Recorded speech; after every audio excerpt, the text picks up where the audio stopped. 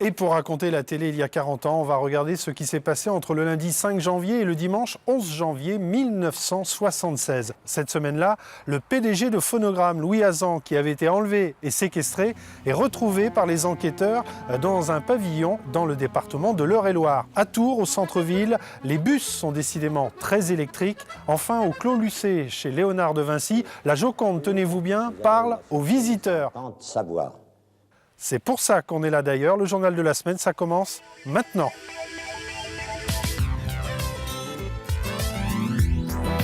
Téléspectateurs du centre, bonsoir. Ilié Nastase et François Geoffrey à Orléans, ce n'était pas un rêve, mais la réalité. On commence donc avec une drôle d'histoire. Louis Hazan, le PDG de Phonogramme, une filiale de Philips, est enlevé fin décembre 1975 puis séquestré ici pendant 7 jours dans cette propriété située dans la Beauce. L'une des questions que l'on se pose ici à Tremblay-le-Vicomte est effectivement de savoir pourquoi les ravisseurs ont jeté leur dévolu sur cette petite commune d'Eure-et-Loire, sur cette demeure située au numéro 24 de la route d'Achères. Les policiers m'ont raconté un peu ce qu'ils avaient fait, quoi. Évidemment, ils ont monté sur le portail et ils ont trouvé monsieur Hazan qui était là. Peu de temps après les faits, les ravisseurs ont été arrêtés, jugés et condamnés, sauf un. Et tenez-vous bien, il est resté en cavale pendant 19 ans avant de se constituer prisonnier en 1994. Mais l'histoire ne s'arrête pas là. Il n'a été jugé que 6 ans plus tard, soit en 2000. Vous me suivez toujours ? Jugé donc en 2000, et il a écopé d'une peine de prison avec sursis, car la justice a estimé qu'il s'agissait là d'une erreur de jeunesse. Il est donc ressorti libre à l'issue de son procès. En fait, il existe 6 véhicules de ce type, construits par EDF et Sauvel, qui pour l'instant sont à l'état de prototype. Des bus électriques au centre-ville de Tours. Un test grandeur nature sur 5 km. Une expérience voulue par Jean Royer, mais abandonnée 2 ans plus tard, car c'était une galère pour les conducteurs. Dans chaque bus, il y avait 4 tonnes de batterie et les châssis étaient lourds. Enfin, tenez-vous bien, les bus électriques polluaient. Si, car en hiver, ils étaient chauffés au fioul pour ne pas consommer trop d'électricité. C'est QFD. Sono Elisabetta, detta Monna Lisa.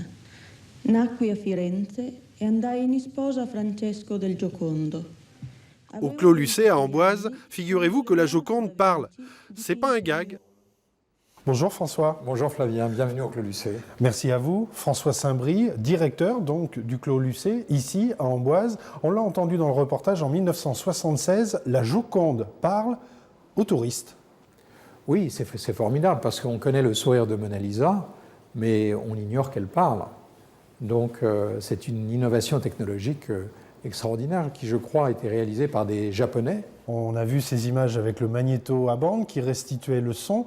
On va écouter quelques réactions de visiteurs. Nous avons eu la surprise d'entendre sa voix. Naturellement, on ne peut pas juger si c'est vraiment la voix de Mona Lisa, mais enfin, c'est un grand honneur pour Amboise de penser que c'est peut-être la voix de Mona Lisa. Le jugement d'une femme est toujours intéressant, surtout lorsqu'il s'agit de la voix d'une autre femme. Alors, quel est votre avis, madame ? Écoutez, la voix de Mona Lisa est très belle. Elle s'accorde très bien avec son visage, mais est-ce bien la réalité ? Seul Léonard pourrait nous le dire.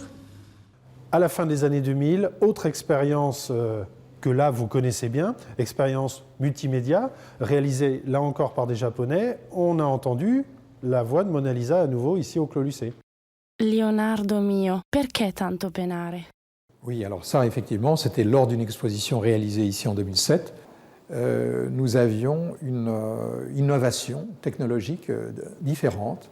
C'était donc la Joconde qui parlait et qui nous disait « Bienvenue au Clos Lucé, je m'appelle Mona Lisa ». Là, on n'avait pas uniquement le son, on avait aussi l'image. L'image et effectivement cette image qui parlait, la Joconde parle. Est-ce que la Joconde, que l'on voit dans le reportage d'actualité de l'époque, est la même que celle qui se trouve juste à côté de nous ? Oui, c'est la même.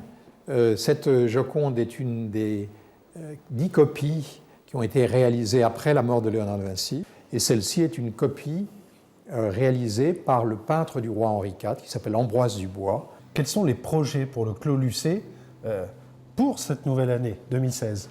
Alors, 2016 est une grande année pour nous, puisque nous allons commémorer l'arrivée de Léonard de Vinci en France, et nous allons proposer au grand public une grande exposition dont le thème sera du Clos Lucé au Louvre, les 3 chefs-d'œuvre de Léonard de Vinci.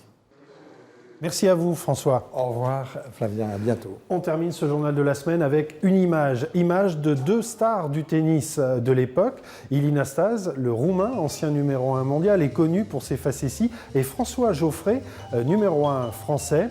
Il s'agissait là d'une exhibition qui se déroulait à Orléans.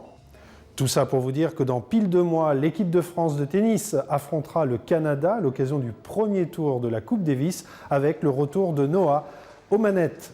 À la semaine prochaine.